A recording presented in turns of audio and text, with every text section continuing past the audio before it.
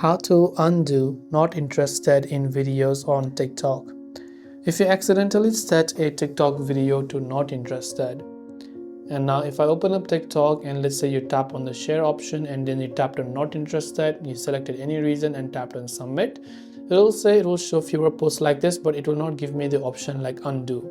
Now on Instagram this is possible. If you set a post or video to not interested, you can undo that not interested, but TikTok directly does not give you that option, but still there are some indirect ways to do so.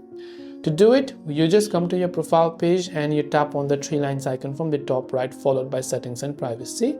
Then you want to go to content preferences here and you can manage the topics. So the type of topic that is set to not interested, just increase the intensity of that topic. So if it was a food and drink video that you set as not interested, you can set this to see more and you'll see more of such videos instead. Otherwise, a better way I would recommend is, if you're ready for it, you can just refresh your For You page or reset it completely. So tap on refresh your FYP, then tap on start and you can start fresh at any time. And I hope this video helped you out. If you have got any further questions, feel free to leave them down. Thank you for watching and see you in the next video.